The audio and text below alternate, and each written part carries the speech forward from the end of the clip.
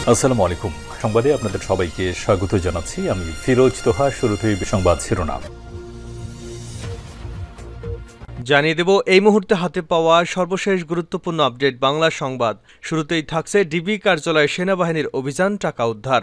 ঢাকা মহানগর গোয়েন্দা পুলিশের কার্যালয়ে অভিযান চালিয়েছে সেনাবাহিনী। কাউন্টার টেররিজমের কয়েকটি কক্ষে গুম সেল রয়েছে এমন অভিযোগ ওঠার পর এই অভিযান চালানো হয়।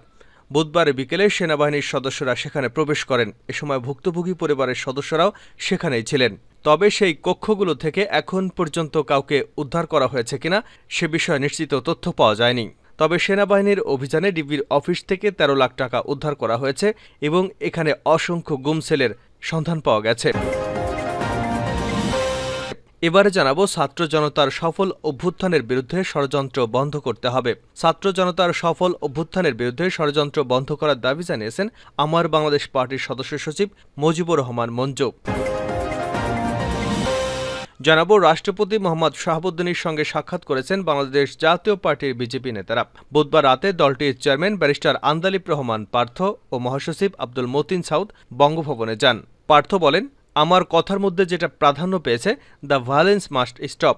এই যে নির্যাতন হচ্ছে এগুলো বন্ধ করতে হবে। হিন্দু সম্প্রদায়ের উপর হামলা হচ্ছে এগুলো বন্ধ করতে হবে। সব পুলিশ খারাপ না, পুলিশকে তার দায়িত্বে ফেরত আনতে হবে। জানিয়ে দেব ডক্টর মোহাম্মদ ইউনুসকে বিমানবন্দরে অভ্যর্থনা জানাবেন সেনাপ্রধান। ডক্টর মোহাম্মদ ইউনুস আজ দুপুরে দেশে আসবেন। বিমানবন্দরে তাকে রিসিভ করবেন সেনাপ্রধান জেনারেল ওয়াকারুজ্জামান। গতকাল বুধবার বিকাল 5:45টার দিকে সেনা সদরে এক ব্রিফিংয়ে সেনাপ্রধান বলেন, আগামীকাল বৃহস্পতিবার রাত 8টায় অন্তর্বর্তী সরকারের শপথ হতে পারে। এ সরকারে 15 জন সদস্য থাকতে পারেন। এদিকে অনির্দিষ্টকালের জন্য ভারতীয় ভিসা সেন্টার বন্ধ। চলমান অস্থিতিশীল পরিস্থিতির কারণে পরবর্তী নির্দেশনা না দেওয়া পর্যন্ত দেশের সব ভারতীয় ভিসা সেন্টার বন্ধ ঘোষণা করা হয়েছে। বুধবার ভারতীয় ভিসা সেন্টার তাদের ওয়েবসাইটে এক বার্তায় এ তথ্য জানিয়েছে। এতে বলা হয়, অস্থিতিশীল পরিস্থিতির কারণে পরবর্তী নির্দেশনা না দেওয়া পর্যন্ত সব আইভিএসসিএস বন্ধ থাকবে। পরবর্তী আবেদনের তারিখ ক্ষুদ্র বার্তার মাধ্যমে জানানো হবে এবং পরবর্তী কার্যদিবসে পাসপোর্ট সংগ্রহ করার অনুরোধ করা যাচ্ছে। এবং সর্বশেষ জানাবো, এভাবে চলতে থাকলে বাংলাদেশ পথ হারিয়ে ফেলবে সোহেল তাজ। দেশের চলমান পরিস্থিতি নিয়ে বুধবার সন্ধ্যায় তিনি তার ফেসবুক লাইভে এসে দেশবাসীর উদ্দেশ্যে কিছু কথাবার্তা বলেছেন সাবেক স্বরাষ্ট্র প্রতিমন্ত্রী তানজিম আহমেদ সোহেল তাজ। এতে দেশের বিশৃঙ্খলা পরিস্থিতি নিয়ে তিনি দুঃখ ও ক্ষোভ প্রকাশ করেছেন। গঠিত হতে যাওয়া অন্তর্বর্তীকালীন সরকারের কাছে কিছু দাবি জানিয়েছেন। বিরাজমান অরাজক পরিস্থিতি সম্মিলিতভাবে মোকাবেলার আহ্বান জানিয়েছেন তিনি। এতক্ষণ শিরোনাম শুনছিলেন, এবার বিস্তারিত। প্রিয় দর্শক, আপনি যদি এই চ্যানেলে নতুন হয়ে থাকেন, ভিডিওটি দেখতে দেখতে চ্যানেলটি সাবস্ক্রাইব করে আমাদের সঙ্গে থাকুন। আর এই ভিডিও সম্পর্কে আপনি আপনার মূল্যবান মতামতটি কমেন্ট বক্সে জানিয়ে দিন। আর হ্যাঁ প্রিয় দর্শক, জানিয়ে দিন ভিডিওটি কোথা থেকে দেখছেন। ডিবি কার্যালয়ে সেনাবাহিনীর অভিযান, টাকা উদ্ধার। ঢাকা মহানগর গোয়েন্দা পুলিশ কার্যালয়ে অভিযান চালিয়েছে সেনাবাহিনী। কাউন্টার টেররিজমের কয়েকটি কক্ষে গুম সেল রয়েছে এমন অভিযোগ ওঠার পর এমন অভিযান চালানো হয়। বুধবার বিকেলে সেনাবাহিনীর সদস্যরা সেখানে প্রবেশ করেন। এ সময় ভুক্তভোগী পরিবারের সদস্যরা সেখানে ছিলেন। সেই কক্ষগুলো থেকে এখন পর্যন্ত কাউকে পাওয়া গেছে কিনা তা নিশ্চিত জানা যায়নি। তবে অভিযানে ডিবি অফিস থেকে 13 লাখ টাকা উদ্ধার করা হয়েছে। এ সময় সুজা নামে এক পুলিশ সদস্যকেও আটক করা হয়। তিনি পালানোর চেষ্টা করেছিলেন। প্রাথমিকভাবে জানা যায় তিনি ডিবি মতিঝিল বিভাগের একজন এসআই। তার দাবি ওই 13 লাখ টাকা তার জমানো টাকা। তিনি বর্তমান পরিস্থিতির আগেই ব্যাংক থেকে ওই টাকাগুলো তুলে ডিবি অফিসে তার ড্রয়ারে রেখেছিলেন। বাড়ি যাবেন বলে ওই টাকা নিতে এসেছিলেন। এর আগে ঢাকা মহানগর গোয়েন্দা অফিসের সামনে ভিড় জমান সাধারণ মানুষ। মূলত তারা ডিবি অফিসের গুম হওয়া সেলের বিষয়ে খোঁজখবর নিতে আসেন। এই সময় তারা ডিবি কার্যালয়ের সামনে নামাজও আদায় করেন। তারা গণমাধ্যমে অভিযোগ করেন, ডিবি অফিসে গুম সেল আছে, সেখানে অনেক মানুষকে আটকে রাখা হয়েছে। পরে তারা সেনাবাহিনীর সহযোগিতা চান। অভিযানের সময় ডিবি অফিসের কোনো প্রশাসনিক কর্মকর্তা ছিলেন না, ফলে তাদের সঙ্গে সাধারণ মানুষ ছিলেন। এ সময় সেনাবাহিনীর সদস্যদের তদারকির মাধ্যমে ডিবি অফিসের ভেতরে কেউ আটক থাকলে তাদের মুক্তির আহ্বান জানান সাধারণ জনতা। ছাত্র জনতার সফল অভ্যুত্থানের বিরুদ্ধে ষড়যন্ত্র বন্ধ করতে হবে এবি পার্টি। ছাত্র জনতার সফল অভ্যুত্থানের বিরুদ্ধে ষড়যন্ত্র বন্ধ করার দাবি জানিয়েছেন আমার বাংলাদেশ পার্টির সদস্য সচিব মুজিবুর রহমান মঞ্জু। বুধবার পার্টির কেন্দ্রীয় কার্যালয়ে অনুষ্ঠিত সংবাদ সম্মেলন থেকে এই আহ্বান জানানো হয়। সংবাদ সম্মেলনে উপস্থিত ছিলেন এবি পার্টির যুগ্ম আহ্বায়ক professor doctor major Abdul Wahab Minar সহ আরও বেশ কয়েকজন নেতা। মুজিবুর রহমান মঞ্জু বলেন, আমরা দীর্ঘ সময় ধরে একটি ফ্যাসিবাদী দখলদার সরকারের বিরুদ্ধে সংগ্রাম করে আসছি। বৈষম্য বিরোধী ছাত্র আন্দোলনকে কেন্দ্র করে গত 2 থেকে 3 সপ্তাহ ধরে যে পরিমাণ নির্যাতন সরকার চালিয়েছে তা অবর্ণনীয়। এই আন্দোলন সফল করতে ছাত্রছাত্রীরা যে অকুতোভয় ভূমিকা রেখেছে, যেভাবে অকাতরে জীবন বিলিয়ে দিয়েছে, সাধারণ মানুষ যেভাবে আন্দোলনে শরিক হয়েছে, জীবন দিয়েছে তা অভাবনীয়। তিনি এই আন্দোলনের বীরশ্রেষ্ঠ আবু সাইদ, মুগ্ধসহ সকল শহীদকে শ্রদ্ধার সঙ্গে স্মরণ করেন।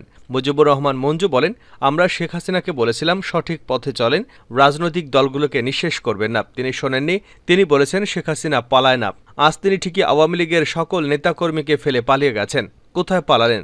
আমরা বলেছিলাম ভারত তাকে ক্ষমতায় রাখছে। আজ সেটাই প্রমাণিত হলো। তিনি শেষ পর্যন্ত ভারতেই পালিয়েছেন। তিনি বলেন, আমি গ্রেপ্তার হওয়ার পর বিএনপির মহাসচিব সহ অনেক রাজনৈতিক নেতার খোঁজখবর নিয়েছেন। সবার প্রতি আমি কৃতজ্ঞ।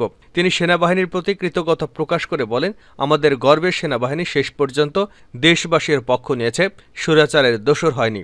মুজিবুর রহমান মঞ্জু পুলিশ বাহিনীর উদ্দেশ্যে বলেন, জনগণের প্রথম আস্থার জায়গা পুলিশ। যারা নানা অপকর্ম করে এই আস্থা ভঙ্গ করেছেন তারা আত্মসমর্পণ করেন। যারা সৎকর্মকর্তা ছিলেন, আপনারা এই পুলিশ বাহিনীকে পুনর্গঠন করুন যেন জনগণের আস্থা আবার পুলিশের প্রতি ফিরে আসে।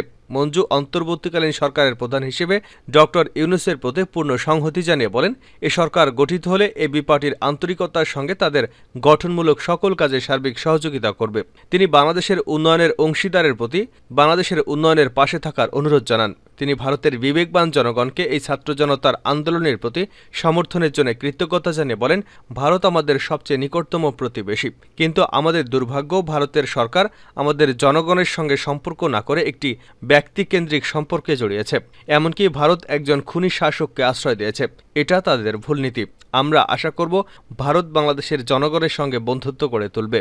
তিনি বলেন, নতুন করে সরকার গঠিত হবে। আমরা আশা করব তারা দেশের প্রতিষ্ঠানগুলোকে রিফর্ম করবে যেন সরকারি প্রতিষ্ঠানগুলো জনগণের আস্থার জায়গায় পরিণত হয়। তিনি দেশের জনগণ সহ সকল রাজনৈতিক দলের নেতাকর্মীদের উদ্দেশ্যে বলেন, আপনারা শান্ত থাকুন।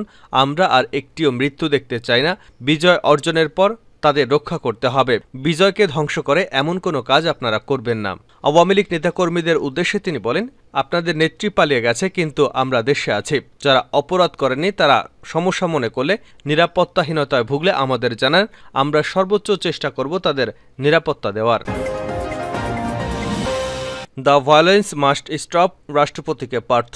রাষ্ট্রপতি মোহাম্মদ শাহাবুদ্দিনের সঙ্গে সাক্ষাৎ করেছেন বাংলাদেশ জাতীয় পার্টি বিজেপি নেতারা। বুধবার রাতে দলটির চেয়ারম্যান ব্যারিস্টার আন্দালিব রহমান পার্থ ও মহাসচিব আব্দুল মতিন সাউদ বঙ্গভবনে সাক্ষাৎ করেন। রাষ্ট্রপতির সঙ্গে আলোচনা শেষে পার্থ সাংবাদিকদের বলেন, রাষ্ট্রপতি রাজনৈতিক দলগুলোর সঙ্গে আলোচনা করেছে। আমি কারাগারে থাকায় আসতে পারিনি। সার্বিক বিষয় নিয়ে কথা হয়েছে আমাদের সঙ্গে। অন্তর্বর্তীকালীন সরকার এবং এই সরকারের প্রধান সর্বসম্মতভাবে অধ্যাপক ডক্টর ইউনূস। তিনি বলেন, আমার কথার মধ্যে যেটা প্রাধান্য পেয়েছে, দ্য ভায়োলেন্স মাস্ট স্টপ। এই যে নির্যাতন হচ্ছে এগুলো বন্ধ করতে হবে। হিন্দু সম্প্রদায়ের উপর হামলা হচ্ছে, এগুলো বন্ধ করতে হবে। সব পুলিশ খারাপ না, পুলিশকে তার দায়িত্বে ফেরাতে হবে। ব্যবসায়ী যে নেতারা আছেন বর্তমানে, তারা প্রকৃত ব্যবসায়ী নাকি তারা আওয়ামী লীগ সরকারের ঘনিষ্ঠ? সবাই সালমান এফ রহমান বা এস আলম নয়। প্রকৃত ব্যবসায়ীদের সঙ্গে কথা বলতে হবে, না হলে $1 ট্রিলিয়ন অর্থনীতি ভেঙে যাবে। ডক্টর ইউনূসকে বিমানবন্দরে অভ্যর্থনা জানাবেন সেনাপ্রধান। ডক্টর মোহাম্মদ ইউনূস আজ দুপুরে দেশে আসবেন। বিমানবন্দরে তাকে রিসিভ করবেন সেনাপ্রধান জেনারেল ওয়াকারুজ্জামান। গতকাল বুধবার বিকাল 6:45 দিকে সেনা সদরে এক ব্রিফিংয়ে সেনাপ্রধান বলেন, আগামীকাল বৃহস্পতিবার রাত 8টায় অন্তর্বর্তী সরকারের শপথ হতে পারে। এ সরকারে 15 জন সদস্য থাকতে পারেন। সেনাপ্রধান ট্রাফিক নিয়ন্ত্রণে শিক্ষার্থীদের কাজের প্রশংসা করেন। একই সঙ্গে পুলিশ সক্রিয় হলে দেশের আইনশৃঙ্খলা পরিস্থিতি স্বাভাবিক হয়ে আসবে বলে জানিয়েছেন তিনি। ডক্টর মোহাম্মদ ইউনূসের দেশে ফেরা প্রসঙ্গে জেনারেল ওয়াকারুজ্জামান বলেন, ডক্টর ইউনূস আজ দেশে আসবেন, আমি তাকে বিমানবন্দরে রিসিভ করব। এ সময় সেনাবাহিনী নিয়ে বিভিন্ন গুজব ছড়ানো হচ্ছে দাবি করে গুজবে কান না দিতে তিনি সবার প্রতি অনুরোধ করেছেন। তিনি বলেন, সেনাবাহিনী সবসময় জনগণের সঙ্গে আছে এবং থাকবে। রাজধানীসহ সারা দেশের বিভিন্ন স্থানে ধ্বংসস্তূপ পরিষ্কার এবং রাস্তাঘাটে ট্রাফিক নিয়ন্ত্রণে ছাত্ররা যে ভূমিকা রাখছে তা অব্যাহত রাখার অনুরোধ জানিয়েছেন তিনি। সেনাপ্রধান বলেন, ছাত্ররা আমাদের সাহায্য করছে, গ্রামগঞ্জে ছাত্ররা কাজ করছে, আমরা তাদের ধন্যবাদ জানাই। অনির্দিষ্টকালের জন্য ভারতীয় ভিসা সেন্টার বন্ধ। চলমান অস্থিতিশীল পরিস্থিতির কারণে পরবর্তী নির্দেশনা না দেওয়া পর্যন্ত দেশের সব ভারতীয় ভিসা সেন্টার বন্ধ ঘোষণা করা হয়েছে। বুধবার ভারতীয় ভিসা সেন্টার তাদের ওয়েবসাইটে এক বার্তায় এ তথ্য জানায়। এতে বলা হয়, অস্থিতিশীল পরিস্থিতির কারণে পরবর্তী নির্দেশনা না দেওয়া পর্যন্ত সব IVACS বন্ধ থাকবে। পরবর্তী আবেদনের তারিখ ক্ষুদ্র বার্তার মাধ্যমে জানানো হবে এবং পরবর্তী কার্যদিবসে পাসপোর্ট সংগ্রহ করার জন্য অনুরোধ করা যাচ্ছে। এর আগে বৈষম্য বিরোধী আন্দোলনকে কেন্দ্র করে বিরাজমান পরিস্থিতির কারণে বুধবার পর্যন্ত সব ভারতীয় ভিসা সেন্টার বন্ধ ছিল।